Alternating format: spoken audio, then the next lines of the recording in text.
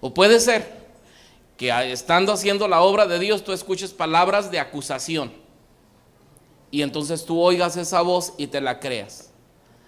Y entonces tú piensas que Dios te puso para agradar a los hombres y no para agradarlo a Él. Entonces, uno de los conflictos más grandes que nosotros tenemos en la obra es entender que nosotros tenemos que mantener una relación vertical con Dios, pero una relación horizontal con los hombres. Y que si no mantenemos esa relación, como hablábamos anoche, vertical con Dios, menos vamos a poder dar el servicio que las personas necesitan y entender realmente la posición que nosotros tenemos. Nosotros, hermano, nada más somos embajadores en el nombre de Cristo. Ahora yo le voy a decir algo.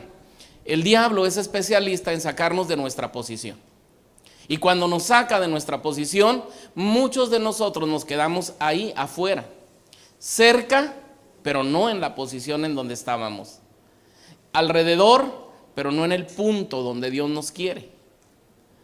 Y esto es un peligro para la iglesia, porque el que no sirve, hermano, y tiene la capacidad para servir, se convierte en un crítico dentro de la iglesia.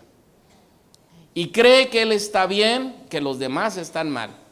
Que el que está al frente puede hacer las cosas bien, pero él podría hacerlas mejor. Y empezamos a vivir un estira y afloja dentro de la vida de la fe.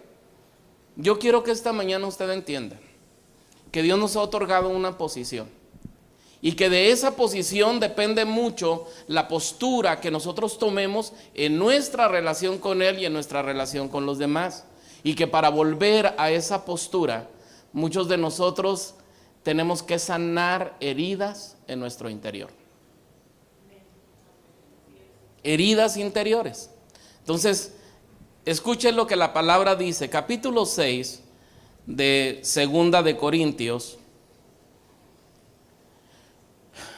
Vamos a leer desde el versículo 8.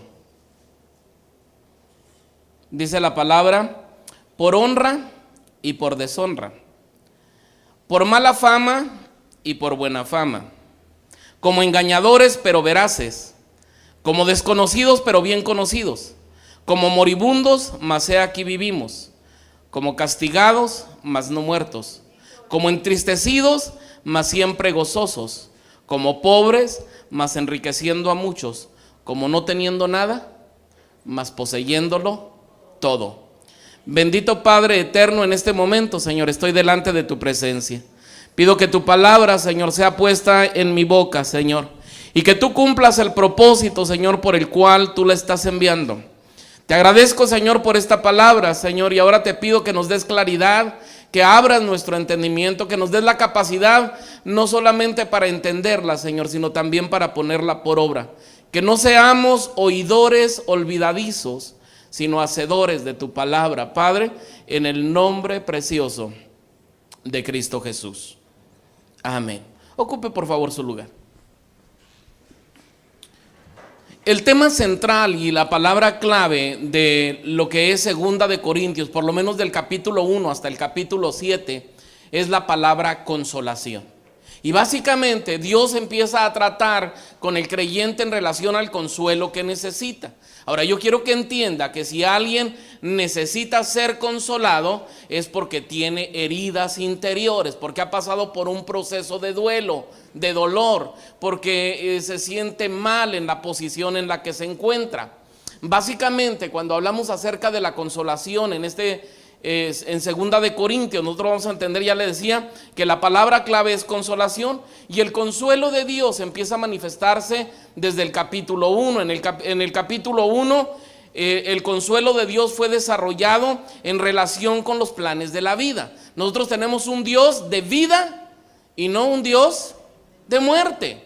Cuando Dios nos entrega la vida a nosotros a través del proceso de la salvación, lo que Dios hace es sacarnos de una condición y de una posición para elevarnos a una condición y a una posición diferente.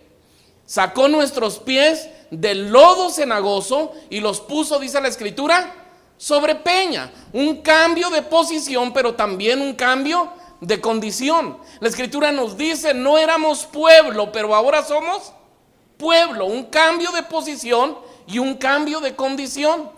No éramos hijos, pero ahora somos sus hijos. Nos está hablando otra vez de un cambio de posición y de un cambio de condición.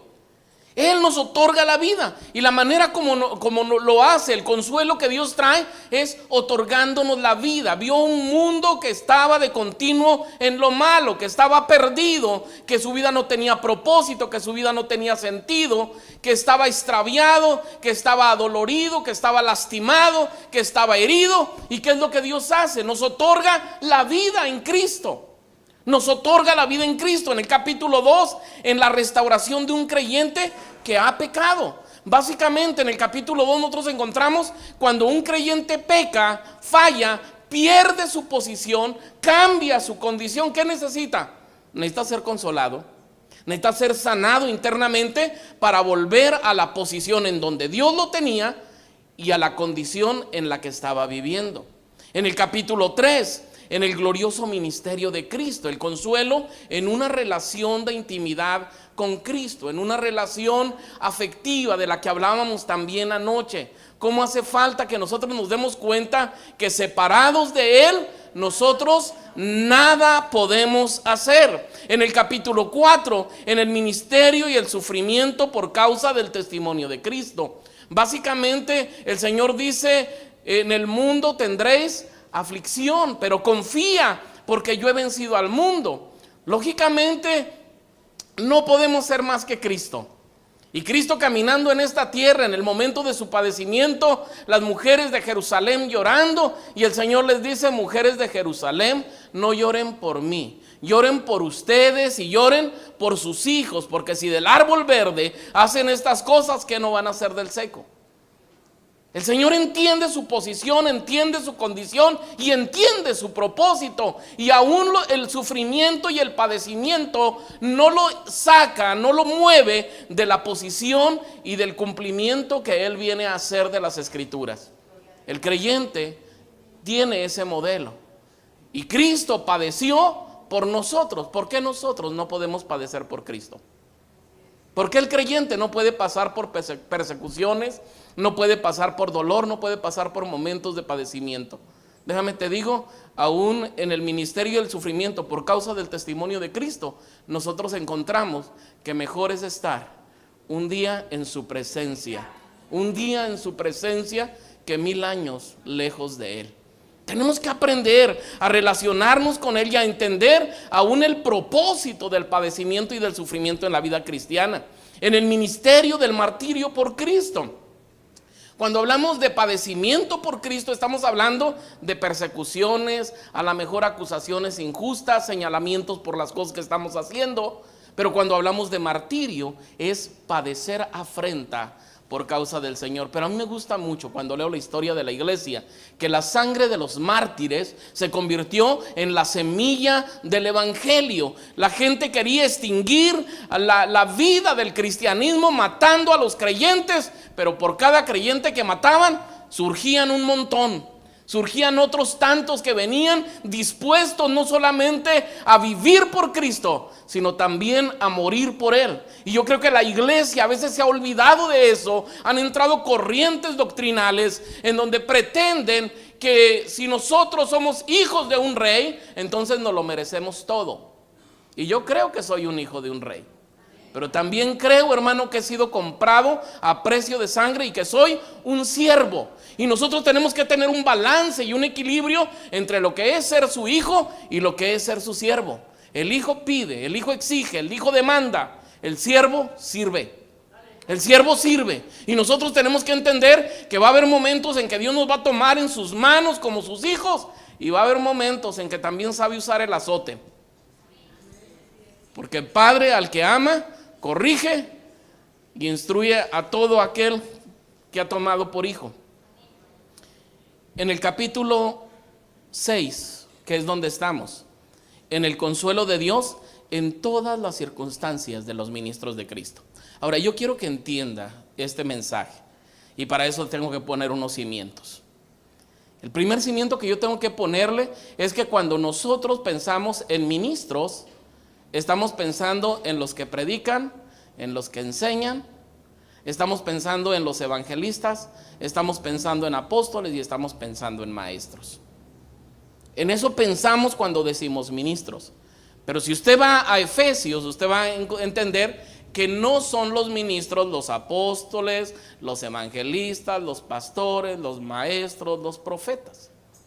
La Escritura nos dice que ellos fueron puestos para edificar a la iglesia y luego dice para la obra del ministerio. Entonces, cuando hablamos de los 5 dones ministeriales, estamos hablando de un regalo que Dios le hace a la iglesia. ¿Para qué? Para que la iglesia se conviertan en ministros. No son los ministros ellos, no somos los ministros nosotros. ¿Qué hacemos nosotros, los que estamos aquí? Edificamos la iglesia para que la iglesia entienda que ellos tienen un ministerio. Un ministerio. Entonces, cuando nosotros entendemos este principio, nos damos cuenta que no es el pastor o la pastora, que no es el evangelista, el apóstol, el profeta, el maestro el que puede sufrir persecución. No, todo aquel que se disponga a servir a Dios va a pasar por momentos en que necesite el consuelo y la fortaleza divina. Ahora, vamos a ponerlo en claro en el pasaje en que estamos. Vaya ahí al capítulo 5, por favor. Capítulo 5 del verso 17 dice: de modo que si alguno está en Cristo, nueva criatura es. Las cosas viejas pasaron, he aquí que todas son hechas nuevas. Él viene a hablarnos de una novedad de vida, de un cambio de condición y de posición. Verso 18: y todo esto proviene de Dios, quien nos reconcilió consigo mismo por Cristo y nos dio ¿qué? El ministerio, dice. Ya nos está hablando como ministros.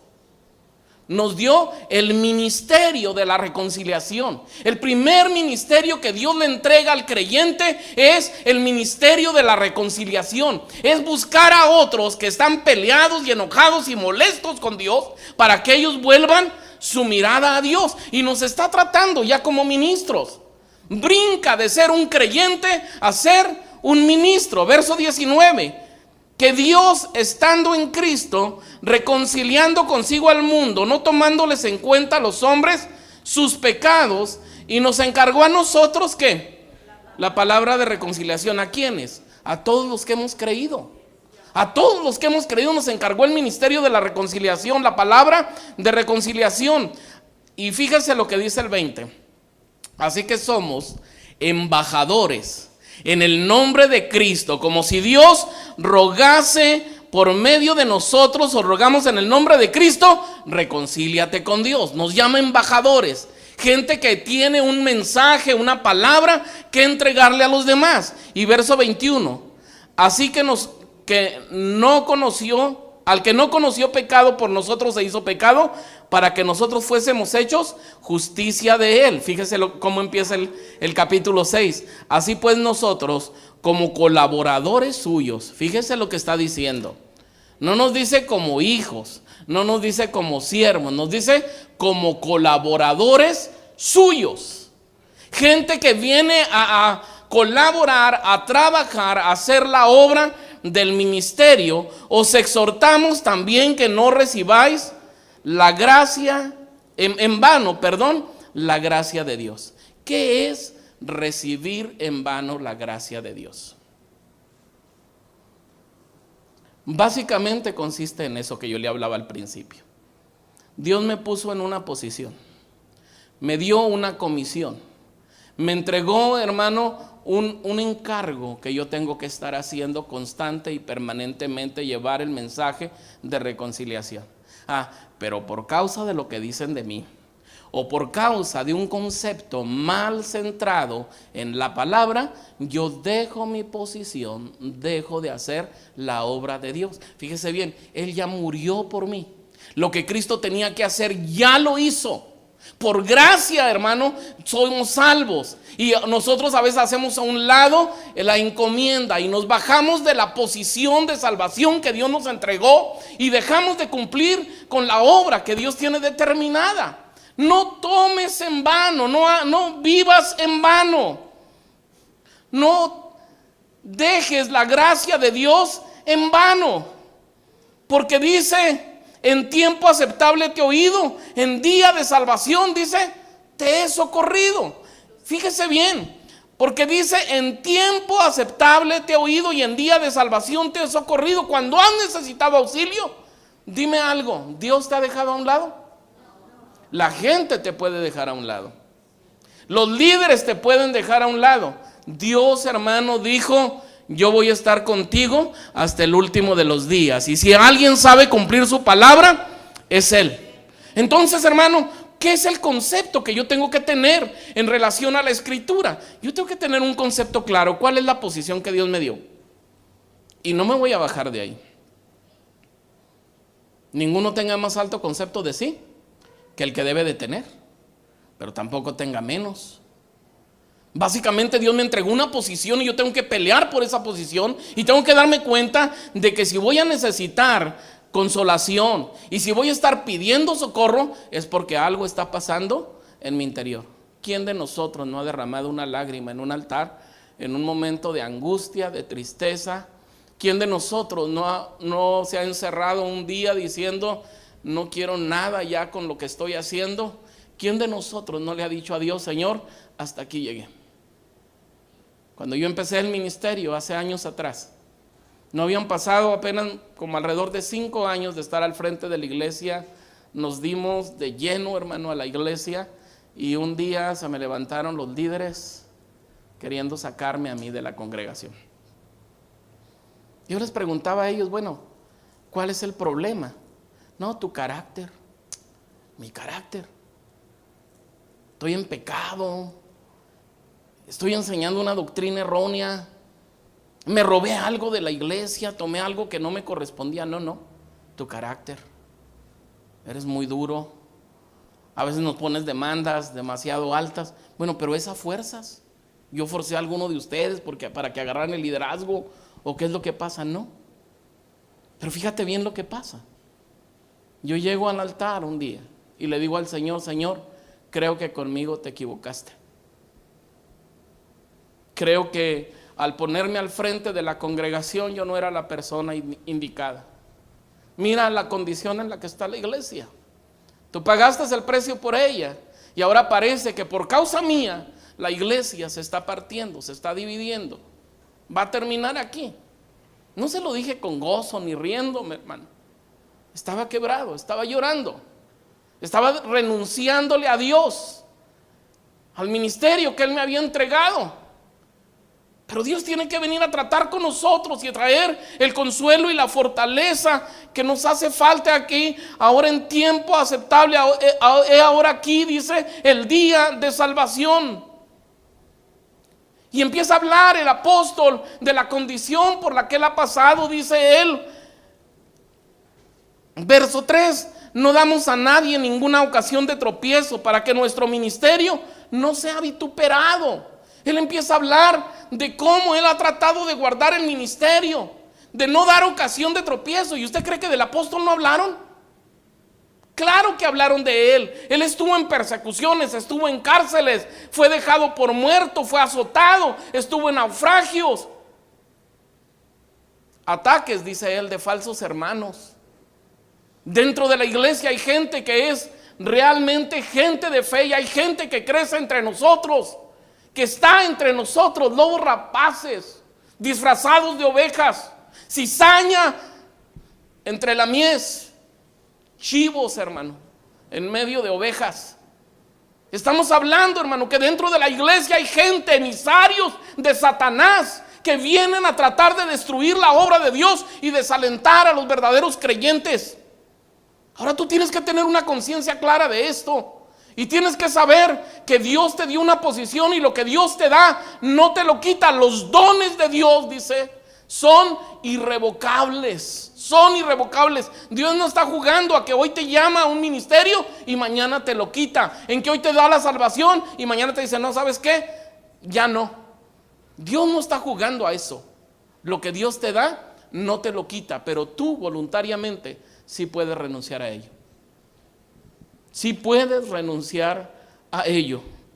El apóstol cuida su testimonio. Versículo 4, antes bien nos recomendamos en todo. Características de un ministro, dice, como ministros de Dios, en mucha paciencia. Un ministro tiene que tener paciencia porque hay gente que es intolerante. Y luego dice, en tribulaciones. Quiere decir que no todo el tiempo le ha ido bien. Y luego sigue diciendo, en necesidades. Ha pasado por necesidades también. Ha estado en tiempos de angustia, en azotes, en cárceles, en tumultos, en trabajos, en desvelos, en ayunos, en pureza, en ciencia, en longanimidad, en bondad, en el Espíritu Santo, en amor sincero, en palabra de verdad, en poder de Dios, con armas de justicia, a diestra y a siniestra. Fíjese lo que él está haciendo. Él empieza a recordar todas las cosas negativas que ha habido en el servicio de Dios, pero luego menciona todas las cosas positivas. Tú pon en balanza. Estás pasando por momentos de angustia, de dolor, necesitas consuelo, fortaleza. Pon en balanza todo lo malo que ha venido a tu vida y pon en balanza todo lo bueno que ha venido a tu vida. Y ahora piensa, ¿qué es lo que tienes que dejar? ¿Lo malo o lo bueno? ¿Qué ganas si dejas lo malo? ¿Y qué pierdes si dejas lo bueno? Creo, hermanos, que es tiempo de que nosotros nos paremos. Y me gusta mucho la manera como el apóstol empieza a tratar el tema a partir del verso 8. Porque él empieza a hablar en paradoja. Él empieza a hablar en paradojas y es ahí donde yo me quiero centrar. Dice, por honra y por deshonra, por mala fama, por buena fama. ¿Qué es una paradoja? Una paradoja es una serie de pensamientos que parece que son contrarios. Pensamientos que parece que son contrarios. Paradoja realmente quiere decir lo contrario a la opinión común. En esa serie de pensamientos contrarios o esas figuras del pensamiento que consisten en emplear expresiones que aparentemente son contrarias, Dios viene a traer una revelación. Y el consuelo más grande que un ministro tiene es entender qué es su ministerio y cuál es la posición que Dios le entregó y guardarse en esa posición. Fíjese bien, cuando la Escritura nos dice a través de estas 9 paradojas, la manera como Dios trata con nosotros, de alguna manera está enfocada en el ministerio que Dios nos ha entregado. La primera paradoja dice por honra y por deshonra. ¿Qué quiere decir? Que la gente ¿va a honrar tu ministerio o va a deshonrar tu ministerio? ¿Va a hablar bien de lo que haces o va a hablar mal de lo que haces? ¿Eso te va a mover? No. Eso tiene que generar en tu vida un ministerio equilibrado. A ver, diga conmigo, ministerio equilibrado. Cuando yo tengo un ministerio equilibrado, yo me doy cuenta que mientras que algunos aprueban o algunos desaprueban, esto nos deja a nosotros en una posición en que tenemos que balancear las situaciones. Eso se llama equilibrio. Yo tengo que mantener un ministerio equilibrado. Y el ministerio equilibrado es el ministerio que no depende de la aceptación de los demás. No depende de la aceptación de los demás. Déjame te lo digo de esta manera. Yo no vine aquí para caerte bien a ti. Ni vine aquí para caerle bien a los pastores. Yo vine aquí para hablar una palabra de verdad. Y si esa palabra de verdad te agrada y te bendice, qué bueno. Y si por eso vas a tomar una postura en mi contra, qué bueno también. Yo creo, hermano, que he sido llamado para servirle al Rey de Reyes, al que pagó el precio por mí. Mi ministerio y lo que yo hago no depende de la aceptación de los demás. Y me doy cuenta que en un mismo mensaje, a través de una misma palabra que se entrega, mucha gente es edificada, mucha gente está en contra y mucha gente es indiferente a la palabra. Si yo tratara de agradarle a la gente aquí, jamás le daría gusto. Jamás le daría gusto. Por eso nosotros, para tener un ministerio equilibrado, tenemos que entender al único que le tenemos que dar gusto es al Señor. Y yo tengo que entender esto. Va a haber gente que va a desaprobar o aprobar lo que yo hago, pero mi ministerio, un ministerio equilibrado, no depende de la aceptación de los demás y tampoco se sostiene con los halagos de los demás. Un ministerio no se sostiene con los halagos de los demás. Y no sé qué sea más peligroso: Si la crítica o el halago. Pero de alguna manera las dos cosas le roban a uno la posición que le corresponde. Cuando alguien halague o alabe lo que tú estás haciendo, tú entiendes que no lo hiciste por tus manos. No lo hiciste en tu sabiduría y tampoco lo hiciste en tu gracia. Lo hiciste en el poder de Dios. Lo hiciste bajo la unción y la gracia del Espíritu. Y toda la honra, toda la gloria y toda la alabanza, hermano, debe ser para Él. Debe ser para Él. El ministro cristiano no nace y se sostiene en Dios. No nace y se sostiene en la aprobación o desaprobación de los demás. Nace y se sostiene en la aprobación divina. Cuando yo entiendo que al que tengo que agradarles a Dios, entonces yo tengo un ministerio equilibrado. Estoy parado en la posición que Dios me entregó, y en medio de la aprobación y de la desaprobación de los demás, yo sé que tengo el consuelo y la fortaleza que viene de parte del Señor. Segunda paradoja. Dice por mala fama o por buena fama. O sea, hay gente que va a hablar de nosotros, hermano, aún como rateros. ¿Nunca has oído que hablen mal de un ministro? Y que digan, no, hombre, pues sí, su interés está ahí, mira, en el dinero. ¿Cómo no van a ser ministros si viven bien, tienen buena casa, traen un buen carro, se ponen una buena ropa? Y miran la gloria, pero no conocen la historia. Ya no se acuerdan cuando nosotros empezamos un ministerio. Yo me acuerdo una vez que estaba orando en el altar y me quité los zapatos para orar en el altar. Y puse los zapatos a un lado. Y se arrimó uno de mis hijos y me dice, papá, ¿por qué te quitaste los zapatos? Le digo, mijo, para que no se miren los agujeros. Porque no le quiero dar lástima a nadie. Pero a la gente se le olvida todos los procesos que un ministro lleva, todos los trabajos que uno tiene que pasar y todas las cosas a las que uno ha renunciado por causa del ministerio. La iglesia tiene que entender que a lo mejor el pastor tiene ahorita una posición, o puede traer un carro, o puede tener una iglesia más o menos estable que le pueda dar una posición, un estatus económico regular. Pero no miran todo el trabajo que ha hecho para llegar hasta ahí. Y la gente habla del ministro. Algunos dicen cosas negativas sobre nosotros. Algunos hablan de irresponsabilidades dentro de la línea del ministerio. Y yo no niego que pueda haber ministros que se muevan solamente con fines de lucro y con una actitud irresponsable delante de Dios. Pero creo que son pocas las excepciones. Que creo que la mayoría de los creyentes, de la gente que ha abrazado el ministerio, saben a lo que han renunciado y saben a lo que se exponen, y reciben las bendiciones del Señor con una actitud de gratitud, no porque sientan que lo merecen. Dos cosas nos distraen de la responsabilidad. Cuando se habla de mala fama o de buena fama, Dios nos está llamando a tener un ministerio responsable. Somos responsables delante de Dios. Y a veces, hermanos, sin tener que hacerlo, tenemos que rendirle cuentas a los hombres también. Buena fama, mala fama. Eso nos hace a nosotros tener una actitud de responsabilidad y asumir una actitud responsable. Los halagos y las críticas, en realidad los halagos nos hacen más daño que las críticas. Fíjese bien cómo a veces, y esto no es nuevo, dentro del ministerio o abraza gente el ministerio por la búsqueda solamente de una apariencia, de una posición, de fama, de reconocimiento. Jesús habla de la gente en el liderazgo de su tiempo, de los sacerdotes, y los llama sepulcros blanqueados.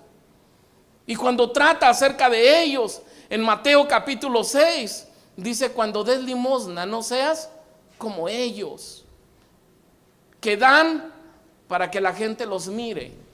Cuando ores, no seas como ellos, que se ponen a orar en las plazas y en las esquinas de las calles para que la gente los mire. Y cuando ayunes, no demudes tu rostro como ellos, dice. No lo hagas como ellos. En vez de levantar crítica contra los malos ministros, imita a los buenos. En vez de hacer o de levantar una crítica y englobar a toda la gente que sirve a Dios, imita a los buenos. Por mala fama y por buena fama nos llama a nosotros a desarrollar un ministerio responsable. Cuando yo soy responsable delante de Dios, hermano, en medio de la crítica y en medio de las palabras que la gente hable mal de mí, yo puedo caminar con mi rostro levantado y puedo llegar a cualquier lugar sin sentir ninguna vergüenza ni ninguna pena. Porque yo sé, hermano, delante de quién yo estoy y sé también la obra que yo estoy haciendo. Por mala fama y por buena fama nos habla de un ministerio responsable. Y vuelvo a decirte, no solamente los que estamos al frente, ustedes son ministros. Y el ministro tiene que tener responsabilidad delante de Dios. La tercera paradoja, como engañadores o impostores, dicen, pero veraces.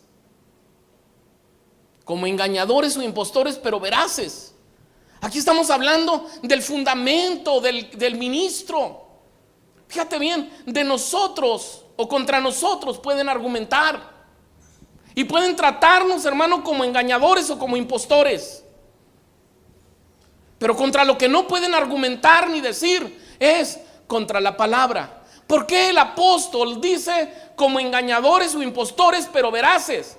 Porque no traemos un mensaje que sea nuestro. Nosotros traemos un mensaje que viene de parte de Dios y sea Dios veraz, dice la Escritura, y todo hombre mentiroso. El mensaje que nosotros traemos, aunque nos traten como engañadores, como burladores, como impostores, es un mensaje divino, es un mensaje que cambia, que transforma, es un mensaje que genera esperanza en el corazón de las personas, y es el mismo mensaje que un día nosotros recibimos y que tuvo el poder para transformar nuestra vida. La gente puede argumentar contra nosotros, pero no puede argumentar contra esta palabra. Séquese la hierba, marchítese la flor, mas la palabra del Dios nuestro permanece para siempre. Permanece para siempre. Yo creo que nosotros tenemos que entender que nuestro ministerio tiene que ser un ministerio fundamentado en la palabra. ¿A qué le tienes miedo cuando vas a hablar con la gente? ¿A no saber qué decir? La palabra se defiende sola todavía. Todavía la palabra no necesita defensores. Todavía la palabra, cuando se suelta, cumple el propósito por el cual fue enviada. Todavía la palabra vivifica, todavía la palabra transforma, todavía la palabra cambia. Y nosotros tenemos que entender que no llevamos un mensaje personal. Y pueden hablar de nosotros como engañadores o como mentirosos, como impostores. Pero la verdad es que somos veraces, porque el mensaje de la palabra es un mensaje genuino y verdadero. La cuarta paradoja, como desconocidos, dice, pero bien conocidos. Como desconocidos, pero bien conocidos. Y aquí estamos hablando no de un conocimiento solamente de los hombres. Cuando tú desarrollas un ministerio, tú eres conocido por lo menos en 3 esferas. Eres conocido primero por Dios, porque Él evalúa lo que tú haces. Porque Él conoce tu corazón, Él conoce tus obras, Él conoce tus pensamientos, Él conoce todo lo que tú estás haciendo.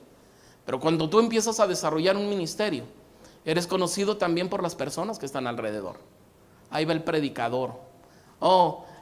Aunque parece que no te conocen los vecinos o las vecinas, de repente llegan y te dicen: vecino, vecina, ore por mí, porque yo sé que a usted Dios sí le escucha. Nos están viendo. Somos como cartas, hermano, que la gente puede leer. Nos están observando constantemente, miran nuestras actitudes, miran nuestro comportamiento y nos miran diferentes. Estamos hablando de que somos conocidos, pero somos conocidos también en el infierno. Cuando tú empiezas a predicar palabra, esa palabra está causando una mella en el mundo espiritual. Almas que estaban cautivas por Satanás son libertadas. Personas enfermas son sanadas. Gente que estaba en angustia y en agonía recibe la paz que viene del cielo. Estamos hablando que somos conocidos. Pero el conocimiento que más nos debe de importar es que Dios nos conozca. Estamos hablando de un ministerio conocido por Dios, un ministerio transparente delante de los ojos de Dios. Algo que a mí siempre me ha gustado de llevar el evangelio, hermano, es que con Dios no tenemos que traer tapujos. Y que Dios entiende el lenguaje que nosotros le hablemos. Él no se escandaliza por las palabras como lo hacemos nosotros. Hace unos años yo estaba en la iglesia y llegó un taxista al templo y me dijo: pastor, vengo a buscarlo, dice. Anoche llevé a una persona al hospital. Lo saqué, salió de una cantina y de ahí me llamó. Estaba tomando con otros hombres. Él es una persona que venía a matar a otra persona aquí a Cuauhtémoc por deudas de drogas. Y le quiso dar un infarto. Y lo llevé a un hospital. Y yo, pues no soy creyente, dice, pero como pude, le hablé de Dios. Las piedras hablando. Dice, pero mañana le voy a traer a alguien que sí le hable de Dios. Somos conocidos. Ese hombre me conocía, el taxista me conocía, sabía dónde ir si quería escuchar una palabra genuina y verdadera. Y me llevó al hospital. Y yo te digo que cómo Dios no se escandaliza de las palabras que usamos. Yo le doy el mensaje, era un pocho. Usted sabe que los pochos, la mayoría de las palabras que hablan en español son disparates. ¿Entienden? Un español, parece que lo malo lo aprenden así. Y yo le digo, mira, tú habla con Dios, sincérate con Dios, entrégale tu corazón. Pero yo no sé hablar como tú hables. Y empieza a orar a aquel hombre con lágrimas en sus ojos. Le decía, Señor, tú sabes que soy un hijo de... Y soltaba todo aquello. Y que lo único que he hecho son puras... Y empezó a hablar así, pero con lágrimas en los ojos, llorando, hermano, ahí. Y terminó y le dije, ahora sí voy a orar por ti. Y oré por él. A otro día en la mañana que llegué, todas las mangueras que tenía se las habían quitado. Todo, estaba sentado en su cama, llamándole a la esposa. Y le dijo, mira, en tal casa que está en tal lugar yo tengo drogas, échalas al mar. Cuando yo llegue no quiero encontrar ni una droga en mi casa.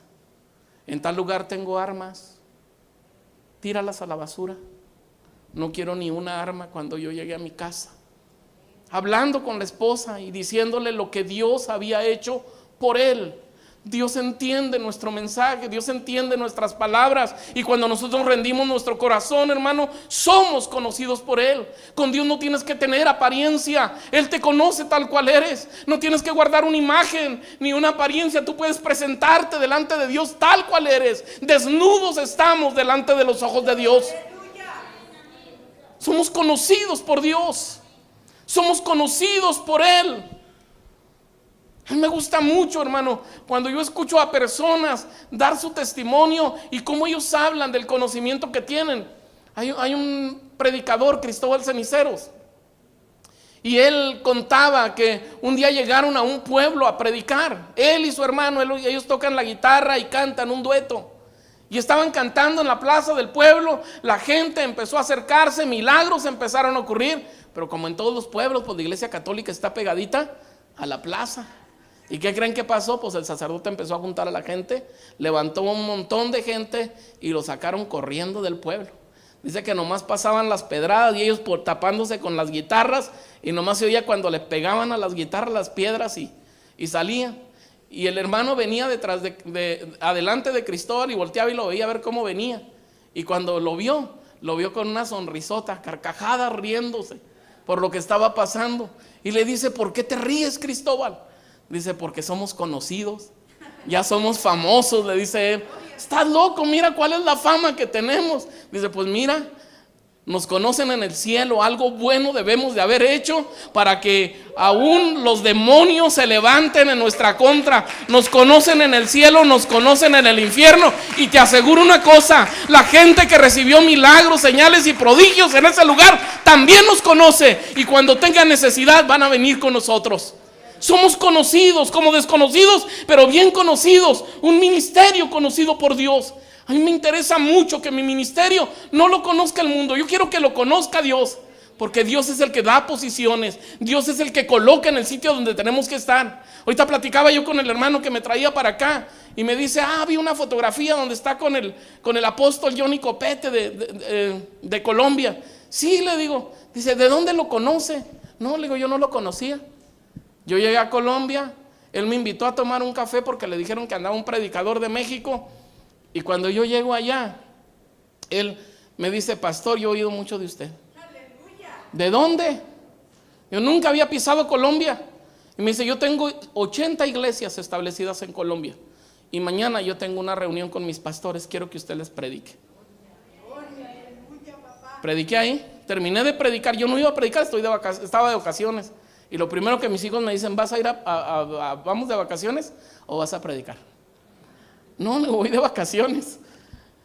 Pues me agarraron ahí, prediqué. Le dije, bueno, está bien, predico ahí. Termino de predicar y me dice, pastor, váyase a la radio, predíquenos en la radio. Y ya como le decía que no, ya estaba ahí, bueno, pues ahí voy a la radio. Y termino de predicar y me dice, ¿sabe qué? Tenemos un culto de sanidad y de milagros en la iglesia. 3 veces en ese día, de un lugar para otro, predicando. ¿De dónde el mundo nos conoce? ¿Sabes qué? El mundo no nos conoce. Los predicadores realmente pueden recibir noticias nuestras, pero hay uno que nos conoce. Y que nos conoce desde antes de la fundación del mundo, que tiene cuidado de nuestra vida y que nos entrega las posiciones que nosotros tenemos que tener. La quinta paradoja, como moribundos, dice, pero llenos de vida. Como moribundos, pero llenos de vida. Y cuando hablamos de gente moribunda, es gente que a los ojos de los demás es gente muerta. Tú sabes que muchos de nosotros morimos, aún para nuestra familia, el día que conocimos de Cristo. Y el día que decidimos abrazar un ministerio, muchos de nosotros casi nos hicieron a un lado. Yo me acuerdo que yo llegaba a las reuniones de mi casa cuando era creyente, donde mis hermanos estaban tomando o fumando o de pachanga, y les incomodaba mi presencia. Que yo llegara, hermano, era tener que hacer la cerveza a un lado y como desesperados a ver cuándo se va este. Y cuando yo decidí abrazar el ministerio, donde más oposición encontré fue en mi propia casa, mi propia familia.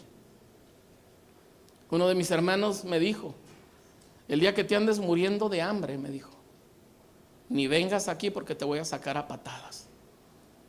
Mi propio hermano me dijo eso, como moribundos. La gente nos mira como gente que no tiene ningún valor, como gente desechada. Si hablamos socialmente, hermano, hasta el 92 nosotros ni siquiera existíamos para el gobierno. No teníamos una personalidad jurídica. Éramos inexistentes para el gobierno. La sociedad, hermano, éramos personas de segunda clase. Como moribundos, pero llenos de vida. Llenos de vida. La vida de Cristo impartida a nosotros, hermano. Y nosotros tenemos que pensar que la mayor consolación que nosotros tenemos cuando el mundo nos dice que no valemos, que no servimos, que somos gente muerta para ellos, que no somos importantes, es entender que tenemos un ministerio que imparte vida. Un ministerio que imparte vida. Lo que a mí me tiene que preocupar siempre es mantener la vida de Cristo, la comunión con Cristo, y entender que mi ministerio no depende de lo que la gente diga. Esos mismos que un día te critican, te censuran, te hacen a un lado, esos mismos van a venir un día a pedirte que ores por ellos. Un día van a venir a recibir una palabra de parte tuya. ¿Cómo se convirtió mi hermano a Cristo? Yo pensé que iba a ser el más difícil. Y mira, rentamos nosotros un auditorio ahí en Cuauhtémoc, el cine, lo que ahora es el auditorio de la ciudad. Yo no sé por qué pasaría, qué cosas estaría pasando él. Pero los domingos, cuando teníamos el culto, como ahí estaba todo oscuro, me empezaron a llegar noticias, pastor, hay una persona que se parece mucho a usted. Y todos los domingos llega después de que empieza el servicio y se sienta hasta la parte de atrás. Y le hemos invitado para que se venga enfrente, pero no quiere. Y yo imaginé, lo primero que pensé fue en mi hermano. Yo no lo veía. Y volvían a decirme, pastor, vino otra vez la persona que se parece mucho a usted. Y cuando usted estaba predicando, él estaba llorando en la parte de atrás.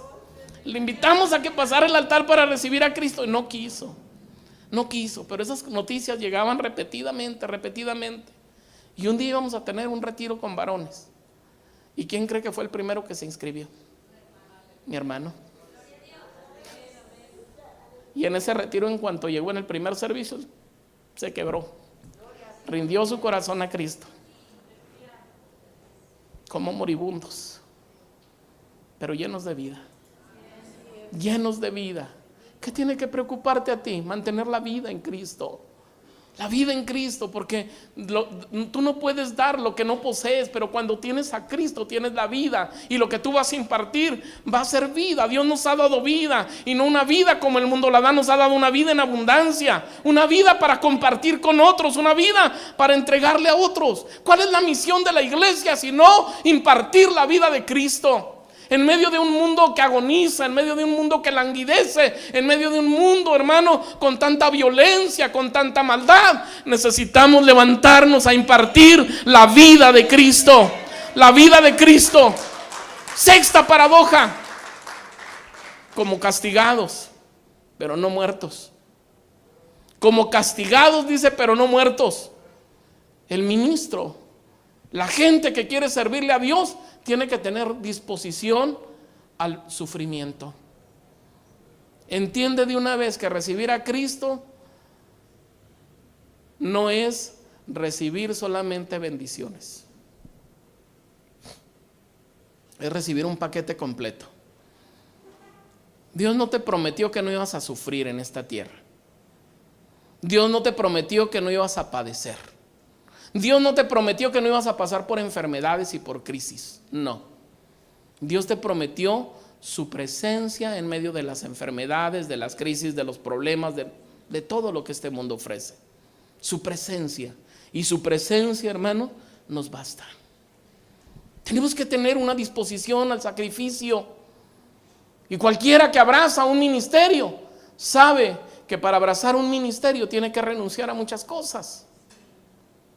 Y cuesta trabajo renunciar a las cosas. Cuesta trabajo renunciar a una profesión. Cuesta trabajo renunciar a un oficio que te remunera. Cuesta trabajo renunciar a muchas cosas. Pero cualquiera que quiera abrazar ministerio, y entiéndase, iglesia, que todos somos ministros, tenemos que tener una disposición al sacrificio. Sabemos recibir las bendiciones de parte de Dios. Ya llegó una persona de la iglesia, de mis líderes, me dice: pastor, yo no entiendo por qué tengo que pasar por todo esto, por qué tengo que sufrir, por qué tengo que padecer si le estoy sirviendo a Dios. Y le digo yo: ¿y por qué no? ¿Y por qué no? Se me queda viendo. Dice: ¿por qué? Pues porque le sirvo. Él es el máximo servidor. Él no vino para ser servido, sino para servir. Y murió en la cruz del Calvario como el peor de los criminales. Golpeado, azotado, humillado, con una corona de espinas, traspasado su costado, clavado en una cruz, muriendo como un criminal. ¿Él tenía necesidad de sufrir? No, pero vino a cumplir un ministerio aquí en la tierra. Y el que abraza ministerio tiene que tener una disposición para el sacrificio. Tiene que tener una disposición para el sacrificio. ¿Lees tú la escritura? Cuando los discípulos son azotados y les dicen: no prediquen más en ese nombre. Ellos se sienten honrados por haber padecido por causa del nombre de Jesús. ¿Estaban haciendo algo malo? No, estaban haciendo lo mejor que podían hacer, pero tenían una disposición al sacrificio. La iglesia se le ha olvidado la disposición al sacrificio. La iglesia no quiere sufrir. Mira, queremos sillas cómodas, queremos aire acondicionado, queremos, hermano, un altar alfombrado. Yo, la verdad, quité la alfombra de la iglesia y no la he querido poner otra vez. La iglesia tiene que tener una disposición al sacrificio. Si amanece el día mal y tenemos servicio, tenemos alguna actividad, decidimos no ir. Espérate poquito. Si en cosas tan sencillas somos así, ¿qué si el Señor nos llamara a entregar nuestra vida por Él? Habla, Padre, habla. Aleluya. La iglesia, el ministro, tiene que tener una disposición al sacrificio. Pablo lo menciona aquí. Todo lo que él tuvo que pasar. Pablo experimentó con constancia persecución, el ser golpeado, el ser azotado, el ser apedreado, y sin embargo continuó viviendo. No estaba muerto. Y uno de los ministerios que más me llama la atención es Pablo, porque dice que muchas veces lo dejaron, lo aventaron afuera dándolo por muerto. Y él se levantaba, sacudía su túnica, se volvía a meter a la ciudad y volvía a predicar el evangelio. Él sabía que tenía un ministerio y sabía, hermano, que le podían esperar azotes, cárceles. No es así cuando le dicen a la persona dueña de este cinto, así y así le va a pasar. Va a ir a una ciudad, va a ser atado, va a ser encarcelado. Y la gente, ¿qué le dice? No vayas, Pablo, no vayas. ¿Y qué contesta él? Que no saben que yo estoy dispuesto no solamente a padecer por el nombre de Cristo, sino aún a morir por él. El ministro tiene que tener una disposición al sufrimiento. Y tenemos que aceptar el paquete completo. Tenemos que entender, hermanos, que ministerio, el ser parte integral de la iglesia de Cristo, a veces también va a implicar padecimiento. Pero nosotros no vamos a renegar de nuestra fe. ¿Qué se habla de Pablo en relación al padecimiento? Por haber sido un perseguidor, cuando Dios le hace el llamamiento y le dice a Ananías, ve y ora por un hombre llamado Saulo de Tarso. Él no quería ir. Sabía que era un perseguidor. ¿Por qué va? Porque el Señor le dice, ve, porque yo le voy a enseñar a este hombre cuánto le es necesario padecer, dice, por causa de mi nombre. Fue llamado para padecer, pero él tenía una disposición aún para padecer por causa de Cristo. ¿Cuál es la postura de la iglesia? Nosotros tenemos una disposición enorme a gozarnos en Dios y recibir bendiciones. ¿A qué venimos a la iglesia? Venimos a gozarnos. ¿Qué necesitas de Dios? No, Señor, bendíceme, bendíceme. Pero igual, hermano, deberíamos de gozarnos cuando pasemos por pruebas. Igual deberíamos de gozarnos cuando pasemos por luchas. Igual deberíamos de gozarnos cuando sufrimos afrenta por causa del evangelio de Cristo. Yo creo, hermano, que ciertamente a veces pasamos por momentos que parece que estamos castigados. Pero no estamos muertos. Y si no estamos muertos, tenemos vida. Y el que tiene vida tiene esperanza. No importa la situación por la que estemos pasando, todavía estamos de pie. Todavía Dios está de nuestro lado. Séptima paradoja. Como entristecidos, dice, pero siempre gozosos. Como entristecidos, pero siempre gozosos. Un ministerio debe ser sensible al dolor, pero tiene que crecerse con el castigo. De eso nos habla cuando nos dice como entristecidos, pero siempre gozosos. La tristeza real en la vida de los hombres proviene por la separación de Dios. ¿Por qué entró la tristeza al mundo? ¿Por qué entró la muerte al mundo? ¿Por qué entró la enfermedad al mundo? Por causa del pecado. Y a nosotros nuestros pecados nos han sido perdonados.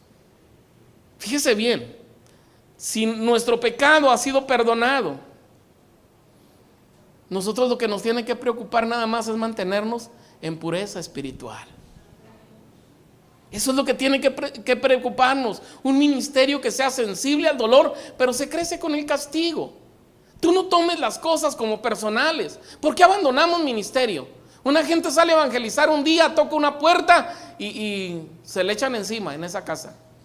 Dice, no hombre, andaba predicando y mira cómo me fue.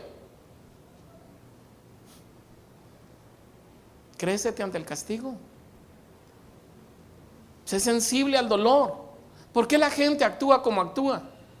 ¿Por qué hay tanta violencia en el mundo? ¿Por qué hay tanta maldad? ¿Por qué hay tantas circunstancias adversas en el mundo? Por causa del pecado. ¿Qué es lo que te tiene que doler? ¿A qué tienes que ser sensible? Al dolor del mundo. Y a veces nosotros nos hemos encerrado en 4 paredes en una iglesia. Nos sentimos protegidos en medio de un ambiente espiritual. Y se nos olvida que hay un mundo afuera que está esperando gente que sea sensible a su dolor. que puede hermanarse con ellos en medio de la angustia y en medio de la aflicción.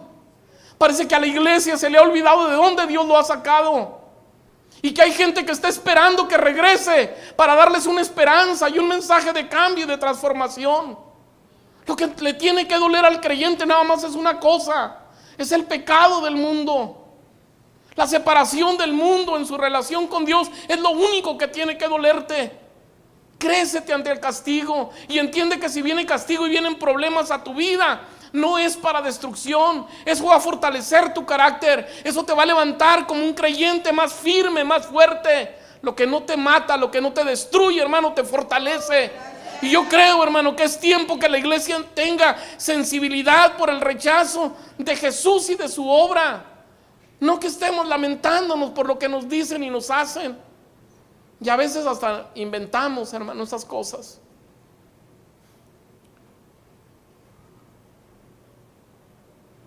Como entristecidos, pero siempre gozosos. Tenemos que tener sensibilidad por el rechazo de Jesús y de su obra, pero tenemos que tener alegría porque seguimos teniendo comunión con Él. Qué bonito, hermano, que tú puedes pasar por dolor y luego vienes y agarras toda tu carga, toda tu ansiedad y la echas delante de Dios y descansas. Cuando hay un mundo en pecado que vive sin Dios y vive sin esperanza, ellos tienen razones para llorar, ellos tienen razones para estar tristes. Nosotros no. Todavía tenemos a Dios de nuestro lado. Y a mí me gusta mucho que Dios tiene una costumbre tremenda. Él está acostumbrado a nunca perder. Así que tenemos una batalla, hermanos, asegurada. Tened por sumo gozo, dice Santiago, cuando te halles en diversas pruebas. Siéntete gozoso por ello, siéntete alegre por ello. Tenemos que ser un ministerio sensible al dolor, mirar la condición del mundo y ofrecerles el recurso de Cristo para que ellos cambien y crecernos ante el castigo. Después de todo, hermano, cuando a ti te rechazan, no te rechazan a ti. Cuando hablan mal de ti, no hablan mal de ti, hablan mal del que te envió, rechazan al que te envió. Así que tú crécete ante el castigo. Octava paradoja: como pobres, pero enriqueciendo a muchos. Como pobres, pero enriqueciendo a muchos. Un ministerio que conoce sus carencias humanas, pero también conoce las riquezas divinas. Aunque el apóstol careciera de elementos para cubrir sus necesidades materiales básicas, como cuando pasó hambre, que lo menciona él, pasó sed, o careció de ropas o de vivienda, o sufrió de malos tratos, no obstante pudo distribuir valores espirituales a la gente. Y a mí me gusta mucho entender eso, y te lo voy a explicar muy sencillo.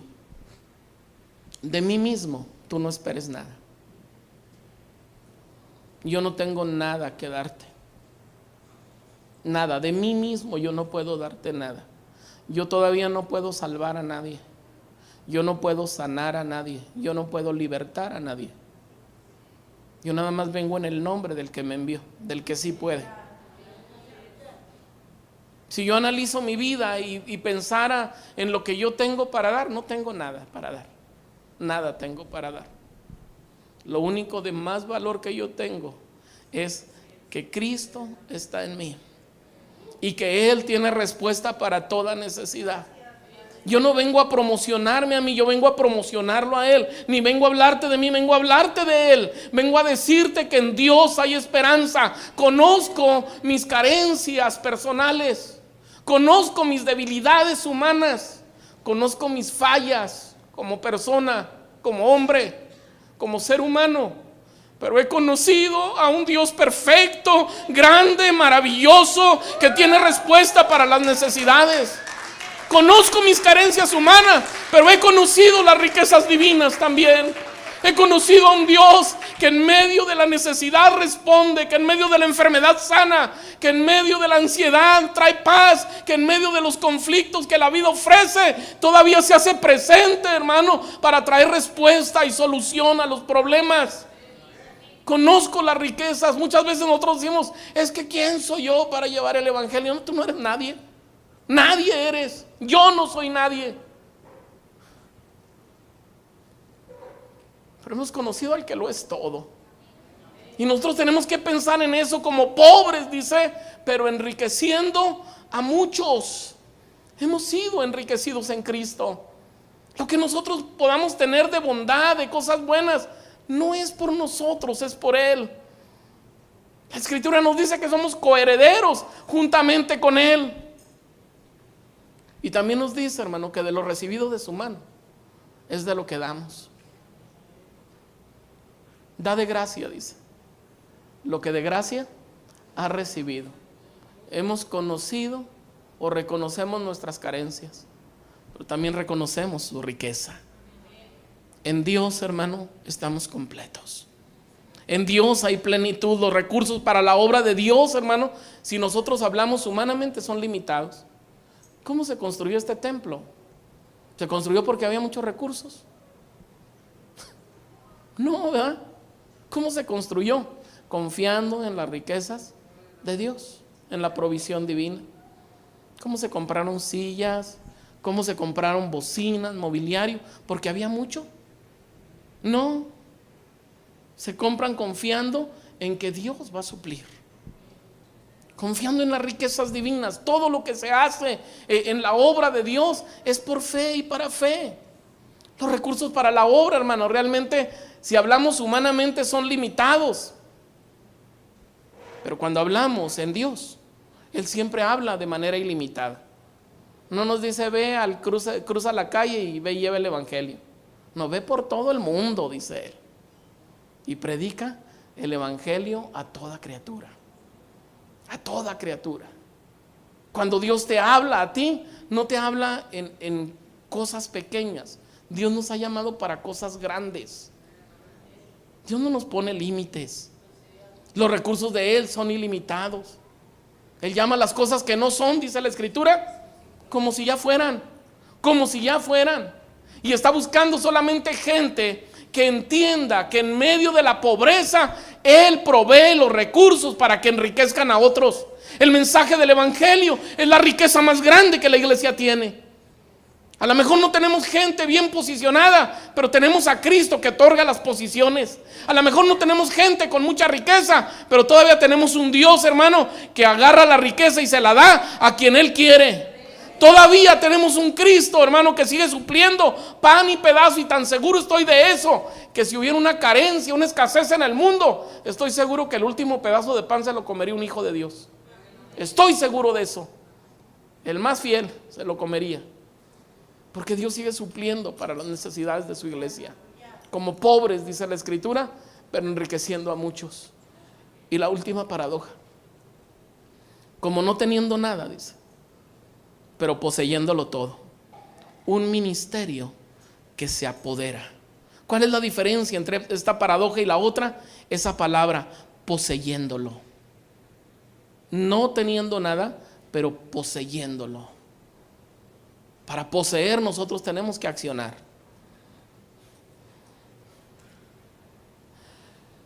En la primera carta a los Corintios, en el capítulo 3:22, el apóstol les habla a los creyentes, concuerda con esto que yo les estoy hablando, de que todo le pertenece. En Cristo tenemos el mundo, la vida, la muerte, el presente, el futuro. Y concluía diciendo ahí, y vosotros sois de Cristo, y Cristo es de Dios, dice la Escritura. Por ello, en esta última paradoja, se contrasta los extremos de la pobreza humana y material con las ilimitadas riquezas y cómo nosotros podemos poseerlas. Hay 3 recursos que Dios ha dejado al alcance de todo aquel que abraza la vida en Cristo. 3 recursos, y se los voy a dejar bien grabados. El primero, diga conmigo, fe. Fe. El justo vive por la fe. Todas las cosas que nosotros alcancemos las vamos a alcanzar por fe, por fe. No tenemos nada, pero creemos que lo tenemos todo. Estamos hablando de una vida de fe. Lo segundo, promesas. Más de 3,000 promesas escritas en la palabra. Y todas las promesas son para el que las conozca y las quiera. Más de 3,000 promesas escritas en la Escritura, en la Biblia. Promesas. Entonces, fe, promesas, y la última, riquezas espirituales, físicas y materiales. Vámonos por pasos. Cuando hablamos acerca de la fe, nosotros, hermano, vinimos al conocimiento de Cristo por fe. No porque somos buenos, no porque lo merezcamos. Nos lo conocimos por fe. Creímos un mensaje de la palabra, lo recibimos en nuestro corazón, estamos vivos por fe. La obra que nosotros hacemos diariamente en Cristo como ministros de Él, lo hacemos por fe. Por fe.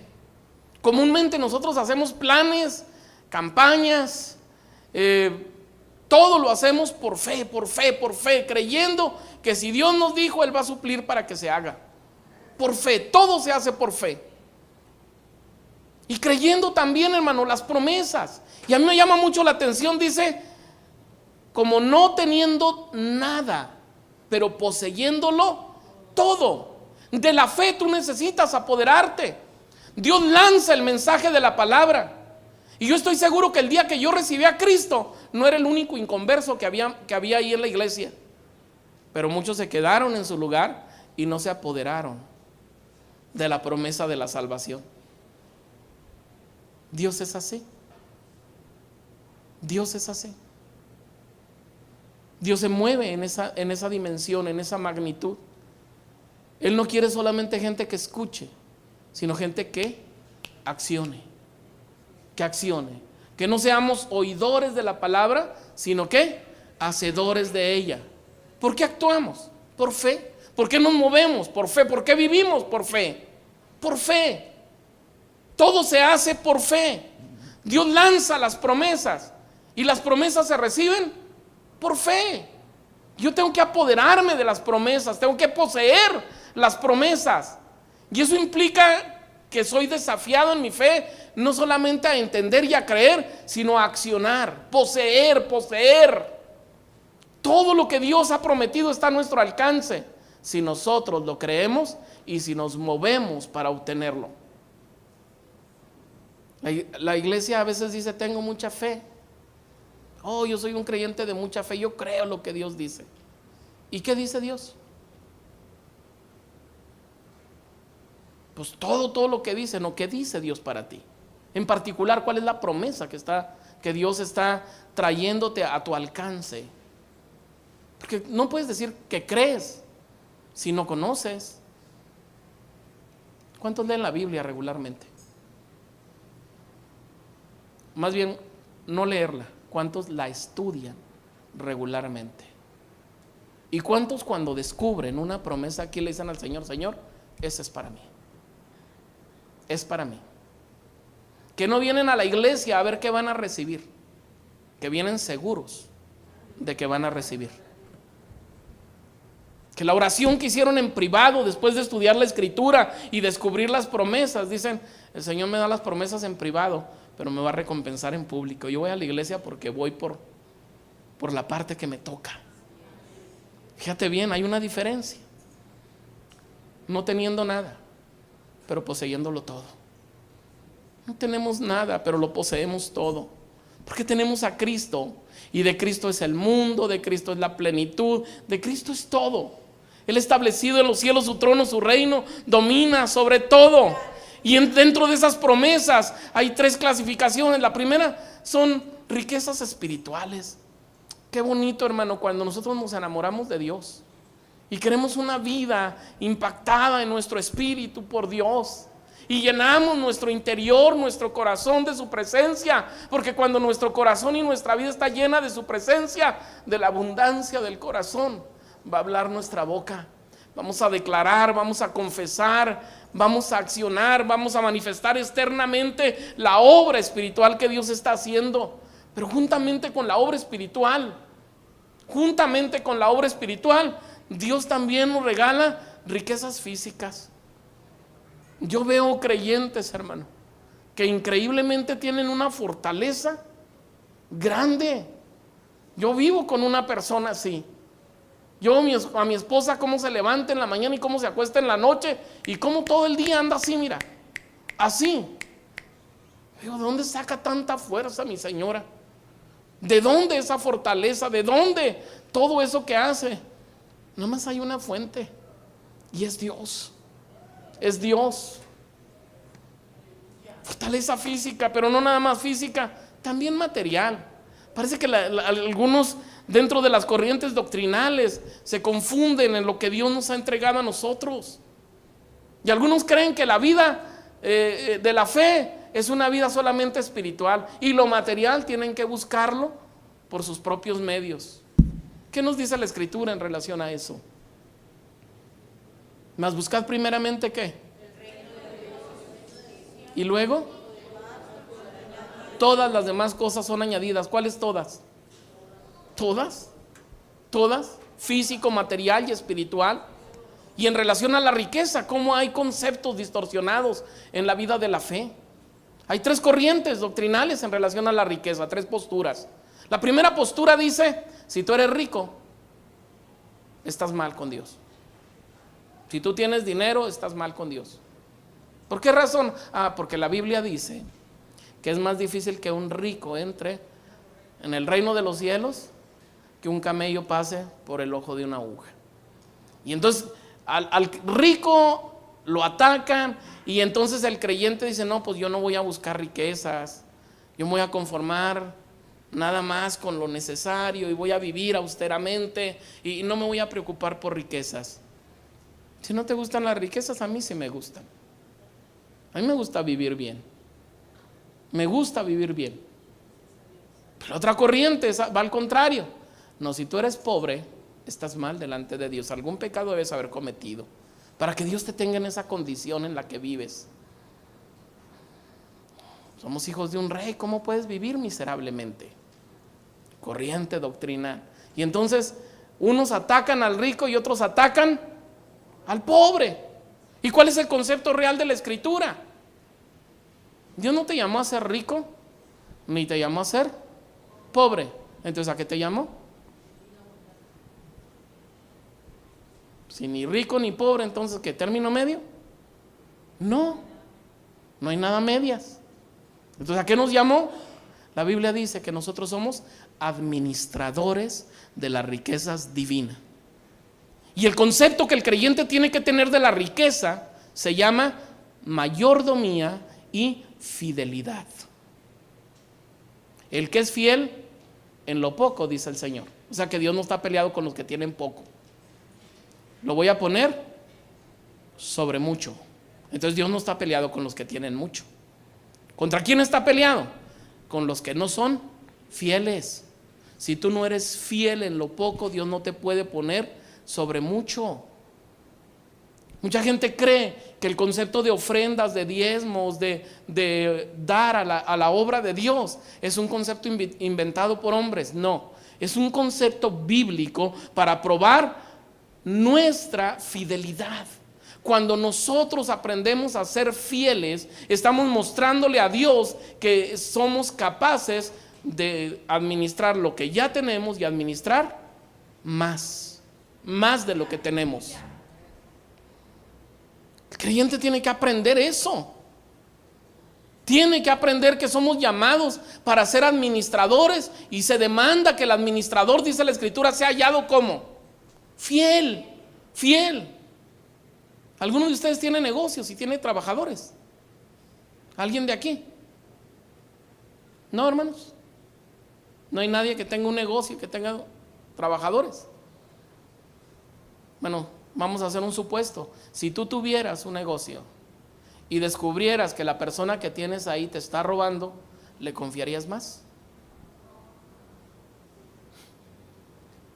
¿Verdad que no? Pues Dios, ¿cómo nos va a confiar más cuando nosotros somos infieles? Y si estamos en pobreza, renegamos, decimos, Dios, ¿por qué me tienes así? No es Dios el que te tiene así, eres tú mismo el que estás así. Yo creo que tenemos que cambiar conceptos. Tenemos que cambiar conceptos, y la Escritura aquí nos dice un ministerio que se apodera de las promesas del cielo. ¿Cómo te apoderas de las promesas divinas? A través de la fe y en fidelidad a sus promesas, creyendo lo que Dios te ha dado, como no teniendo nada, pero poseyéndolo todo. Yo creo, hermano, que Dios nos ha llamado, y dentro del llamamiento que nosotros tenemos es un llamamiento a un ministerio santo. No, Dios ha confiado en nosotros, a veces más de lo que nosotros confiamos en nosotros mismos. Estas paradojas o situaciones contradictorias se han convertido en una realidad para los creyentes alrededor del mundo. Y de alguna manera, cuando una persona establece una relación con Dios, al confiar en el Señor Jesucristo como su Salvador, el Espíritu de Dios, que es el agente de regeneración, el agente de cambio, que es lo que estamos hablando, y que produce un nuevo nacimiento espiritual, es el mismo que opera en la vida de esas personas para irlas posicionando, irlas elevando de un nivel a otro. Y tenemos que entender entonces estas paradojas. La persona que está unido a Cristo en una nueva creación, esa persona ha sido liberada de su vieja manera de vivir y ha sido engendrada por obra del Espíritu para vivir en el Espíritu, lo que nos enseñaba el hermano Melchor anoche. Y de alguna manera esto tiene que cambiar nuestro interior. El capítulo 6 nos habla de la consolación a los que sirven a Cristo. Y no hay mayor consolación para el creyente que entender, hermanos, la posición que Dios nos ha entregado. Y no hay mayor consolación que estar haciendo lo que Dios nos mandó a hacer. Porque si nosotros somos fieles a Dios, Él va a ser fiel con nosotros. Yo quiero invitarte a estar en pie, por favor. 9 paradojas.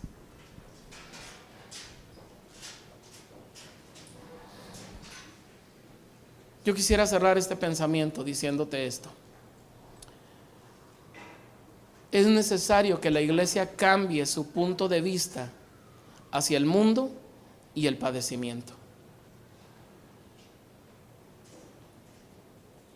El mundo está sufriendo, y la razón del sufrimiento del mundo es el pecado. No hay otra razón. No hay otra razón. El pecado tiene sumido al mundo en la ignorancia. El pecado tiene sumidos los gobiernos, hermano, en el robo, en el cohecho, en la extorsión. El pecado está levantando un montón de gente que en vez de edificar está destruyendo nuestra sociedad. Y Dios dejó la iglesia como una esperanza para este mundo. No nos dejó para encerrarnos en 4 paredes. No se esconde la luz debajo de un almud. Se pone en alto para que brille. Y la iglesia es el tiempo de que deje las 4 paredes y empiece a mirar el mundo con una mentalidad diferente. No es escondiéndonos del mundo. ¿Qué hizo Cristo cuando vio el mundo caminando de continuo a lo malo, en perdición? Dice la Escritura, Él vino a buscar y a salvar lo que se había perdido. Y cuando habla con la iglesia, con los discípulos, dice: vayan por todo el mundo y prediquen el evangelio. No se escondan del pecado del mundo. No vamos a negar la realidad del mundo y pensar que nosotros nos encerramos en 4 paredes, en un ambiente espiritual, y aquí las cosas son diferentes. No, el mundo nos está esperando afuera, de todas maneras. Tengo que cambiar mi mentalidad en relación al mundo y al sufrimiento humano. Pero tengo que asumir nuevas actitudes y valores también. Yo necesito cambiar mis actitudes y necesito cambiar mis valores. Un concepto mal elaborado de las actitudes y mal elaborado de los valores, hermano, nos coloca en una posición que Dios jamás nos entregó, que Dios nunca nos dio. Y a veces en esos conceptos equivocados, en esos valores equivocados, la iglesia ha estado caminando. Y en vez de ser luz, es tinieblas. Y en vez de traer un mensaje de esperanza, se une al mensaje de desesperanza del mundo. En vez de traer una respuesta y una solución a las necesidades, hermano, nosotros estamos envueltos en esas mismas necesidades y lamentando igual que el mundo lamenta. Cómo me gustan a mí estas 9 aparentes contradicciones, porque de alguna manera nos van posicionando en el orden que nosotros tenemos que tener. Tenemos que entrar en una nueva dimensión. Yo no creo que es un título cualquiera hablar de cambio, hablar de transformación, hablar de cambiar de posición. No, yo no creo que sea un título cualquiera. Estamos hablando de una demanda de parte del Señor. Estamos hablando de un llamado a la iglesia a entrar en una nueva dimensión que le va a permitir, hermano, vivir en esta tierra en una dimensión de eternidad. Yo no puedo subir al cielo y estar en su presencia ahorita, pero en esos momentos de comunión, de intimidad, cuando yo entiendo mi posición delante de Dios, puedo bajar un poquito del cielo a esta tierra. Imagínate si cada uno de nosotros en el lugar en donde estamos pudiéramos bajar un poquito del cielo a nuestra casa. Cómo la situación de nuestro hogar cambiaría si pudiéramos bajar un poquito del cielo a nuestras escuelas, en nuestros trabajos, y mostrarle al mundo una realidad diferente de la que ellos están viviendo. Dios nos ha llamado a vivir en una dimensión de eternidad. Deja de pensar solamente en las cosas que aquí terminan, que aquí fenecen, y pon tu mirada en las cosas que no terminan, que no se acaban, en lo eterno. Cuando tú pones tu mirada en lo eterno, entonces tu preocupación por lo terrenal termina y empiezas a moverte en una dimensión más elevada. Pierdes tu posición porque estás mirando las cosas de la tierra. Pierdes tu posición porque miras cómo te tratan. Pierdes tu posición porque los demás hablan de ti bien o mal, cuando nuestra preocupación debería estar en manifestar la presencia de Dios en donde quiera que caminemos. 9 paradojas, aparentes contradicciones que tienen que iluminar a la iglesia y empezar a vivir con un anticipo de nuestra eternidad. No somos de este mundo, estamos de paso nada más. ¿Qué es lo más grave que nos